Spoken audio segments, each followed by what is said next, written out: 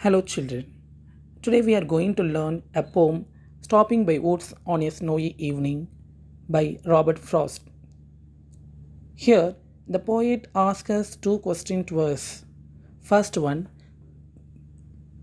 have you ever traveled through a forest? How did you feel? The answer is yes. We have traveled through a forest while visiting a deity. It was very thrilling with all trees, speedy winds, and some streams. Second question, did you have any time to stop and enjoy the beauty of forest? Answer, the beauty of forest can be seen all the time and enjoyed. But our responsibilities and commitments do not permit us to enjoy the beauty all the time. First, let's know something about the poet. Robert Frost, who belongs to 1874 to 1968, was an American poet noted for his realistic descriptions of rural life. Born on 26 March 1874, he spent his first 40 years as an unknown entity. He received four Pulitzer Prizes for poetry and was a special guest at President John F. Kennedy's inauguration.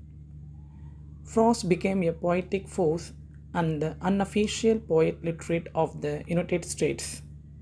Some of his famous works are The Road Not Taken, West Running Brook, Mending Wall, After Apple Picking, etc. Children, do you know Jawaharlal Nehru, the former Prime Minister of India, had the last two lines of this poem written in black letters and placed it on his desk as these lines reminded him of his responsibilities. Next, let's see the glossary of this poem. First, cure, which means strange or odd. Next, woods, which means an area of land covered with a thick growth of trees. Next, harness, straps and fitting by which a horse is fastened to a cart or carriage. Next, frozen, which means in ice form. Next, sweep, which means to move swiftly and smoothly. Next, downy, which means soft and fluffy. Next, flake, which means a small piece of something. Children, now let's read and enjoy the poem. Stopping by woods on a snowy evening. Whose foots these are, I think I know. His house is in the village though. He will not see me stopping here to watch his woods fill up with snow. My little heart must think it cure to stop without a farmhouse near. Between the woods and frozen lake, the darkest evening of the year, he gives his harness bells a shake to ask if there is something mystic. The only other sounds the sweep of easy wind and downy flake. The woods are lovely, dark and deep, but I have promised to keep, and miles to go before I sleep, and miles to go before I sleep. Next, let's see a small introduction to the poem. Stopping by woods on a snowy evening is one of Robert Frost's most famous poems, filled with the theme of nature and vivid imagery that readers of his work have come to love. The speaker in the poem is traveling at night through the snow and stops with his horse near the woods by neighbor's house to watch the snow fall. His horse makes sounds questioning the stopping. The speaker continues to stand near the woods. The deep dark silence attracted him. He wanted to move further into the snowy woods, but finally decides to continue his journey.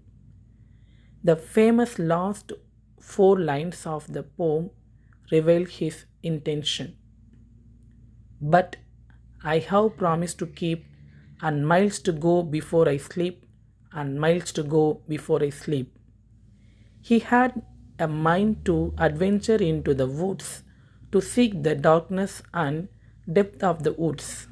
But his responsibilities, his work, his family, and his commitments keep him from going away from the adventure to enter the woods. Children, can you pick out the rhyming words in this poem? Now, let's see the rhyming words from this poem. Look at the last words in every sentence.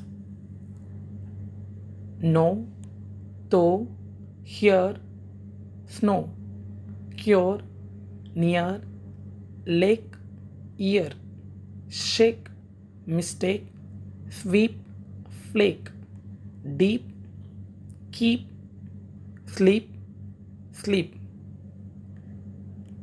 Look at the rhyming word in first stanza, line number 1, 2, and 4. The words are no, though, snow. Here, the words are similar with each other, so mark them A. Look at the third line, the rhyming word is here. It's not rhyming with any other above, so mark it is B. Second stanza, line number 1, 2, 4. The words are cure, near, ear. Here, the words are similar with each other, so mark them B. Look at the third line. The word lake is not rhyming with any other above, so mark it is C. Third stanza, line number 1, 2, and 4. The words are shake, mistake, flake. Here, the words are similar with each other, so mark them C. Look at the third line. The word is sweep, which is not rhyming with any other above, so mark it D.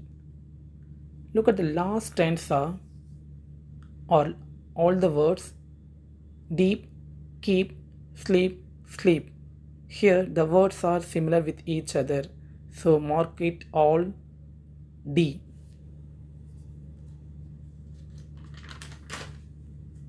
The rhyming scheme of this poem is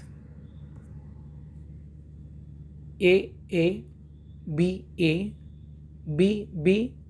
C, B, C, D, C, D, D. Next, let's see the literary device used in this poem. First one, alliteration. Alliteration, which is repetition of same letter or sound in words in a sentence.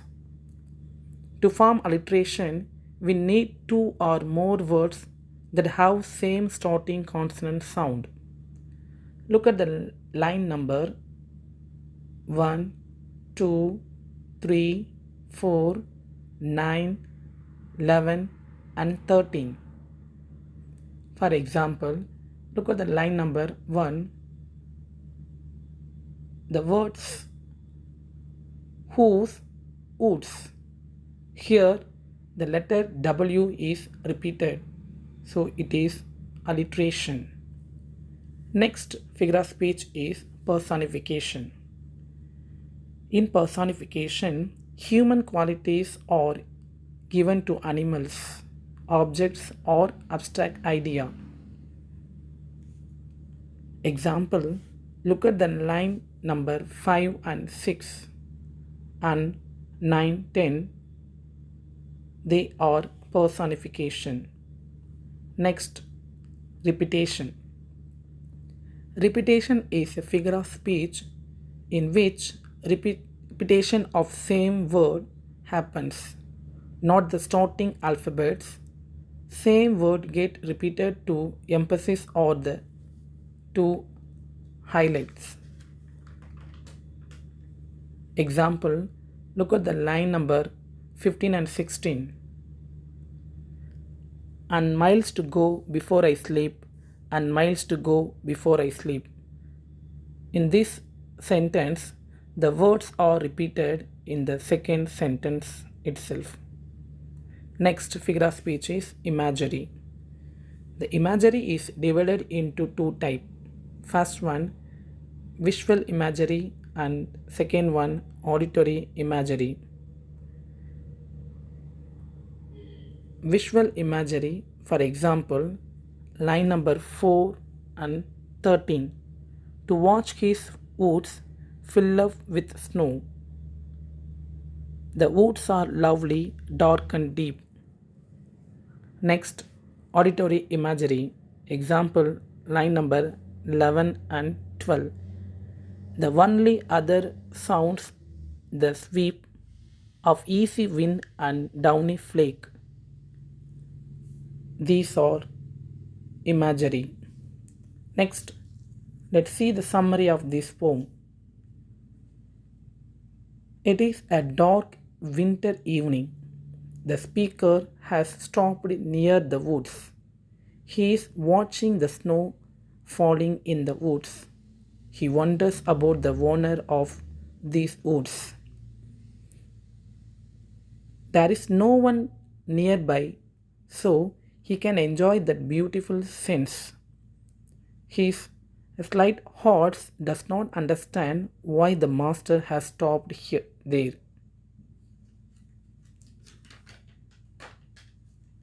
The heart shakes its harness bells impatiently. The heart seems to be reminding the master that it is a mistake to stop there. Except for the sound of the snowflakes and wind, there is no other sound. The speaker wants to stay there longer, but he remembers that he must leave to fulfill his promises. So he reluctantly leaves the place. Thank you for listening and watching.